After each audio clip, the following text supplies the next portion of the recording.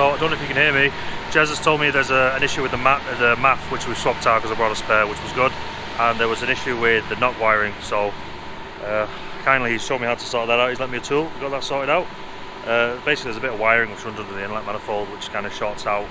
The insulation's kind of bad on it, so I've taken it out. So my hands are kind of mucky, but yeah, Jez, super helpful, super knowledgeable. The guys here, absolutely brilliant. So fingers crossed. We don't know how good it's going to be. It's always a worry with mapping. So we'll see. I'm excited, you know, apprehensive, and fingers crossed it works out all right.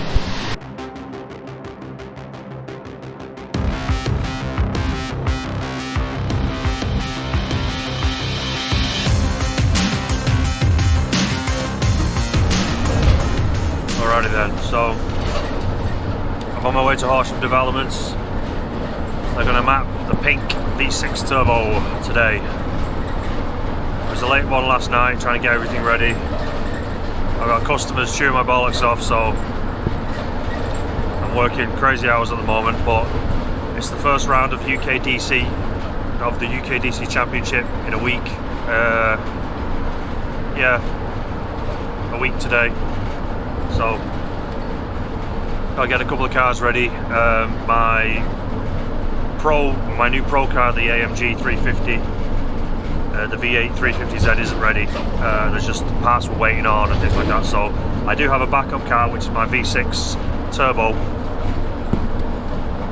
350Z Turbo. It's basically the standard VQ35 DE V6, which was turbocharged. We had it mapped once. We've made a few changes and some bits and pieces, and we've put a new turbo on it, a new wastegate, things like that. So yeah, so that's going back now to Horsham Developments this morning for those guys to squeeze us in just before the round.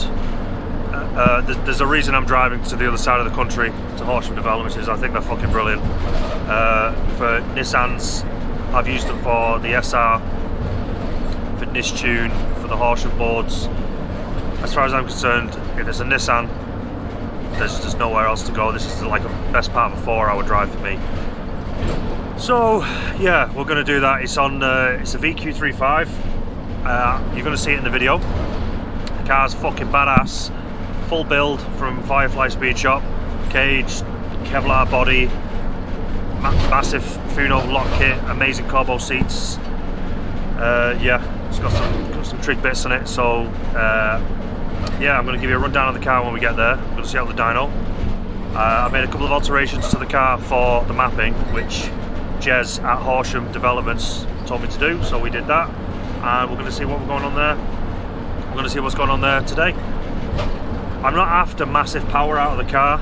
I'm after a nice, reliable 400 horsepower. I want to be able to really work the car to get the most out of it, because we are going to be running the semi-slick tyres. The first round's at Three Sisters, so we're going to look at the setup for that. But yeah, 400 horsepower is a fast car. It's a fast car that weighs 1200 kilos, do you know what I mean? So yeah, hopefully the day goes alright. Hopefully the engine doesn't blow up.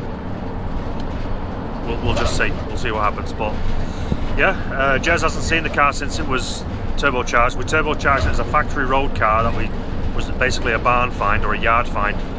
We bought the car, sat for 18 months in the garden, and then in the driveway, and then we basically threw a turbo kit on it, brought it down for mapping, and it worked. It wasn't perfect, but it worked. So then we basically converted it to a pro level drift car, and now we're bringing it back for the remap. So we're going to run maybe 10 psi of a boost, which should see us at 400-ish, 410, maybe 420 horsepower, and similar level of torque, maybe 380 pounds-foot of torque.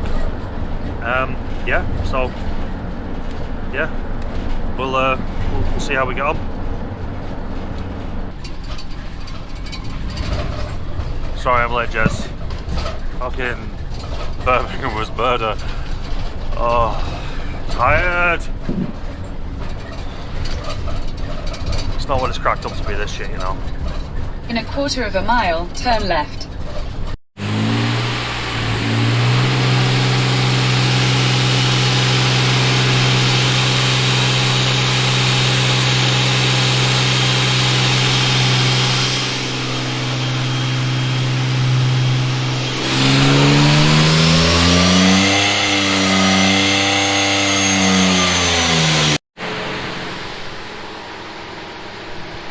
bad.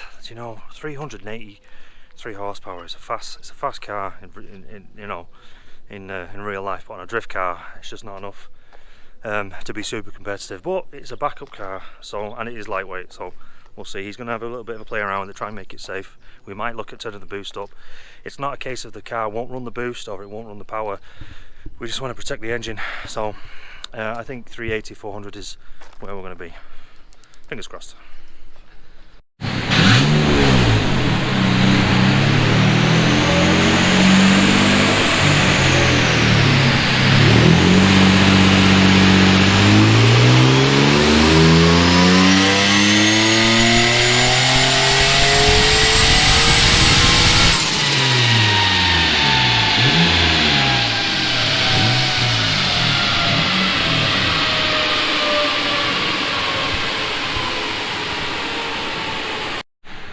So well, survived.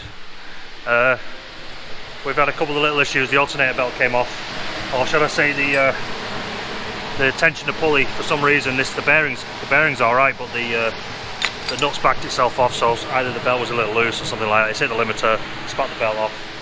No damage, but so we've stuck a battery charger on there, or a battery booster pack. Got a couple more runs. We turned the boost up a little bit. Fucking boom, massive power, but we've just turned it down because we want it to be safe. All these figures that people put out with drift cars, like 800 horsepower, 900 horsepower, it's all stupid. You want it. Safety is, from my perspective, or from where I think, you know, competitive driving or competitive drifting is important. Safety and reliability, the safety of the engine is absolutely paramount, because half the grid is stuck in the pits half the weekend, and that's not what we want. So we turn the boost down. We've got 405 pounds-foot and about 390 horsepower, so that's exactly what I want it to be. Oh, the engine seems healthy, everything seems sweet, so yeah, thrilled. Jez and the guys at Horsham really know their stuff. It's just a fucking awesome place. Yeah, if you want an Uprev MAF, if you want to get your 350Z sorted out, they do everything. Full engine builds, you know, some of the cars here are fucking unreal.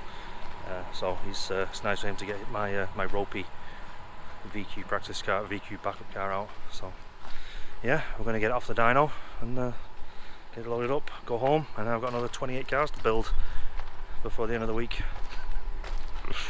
Alright, sweet. Round one. There we go.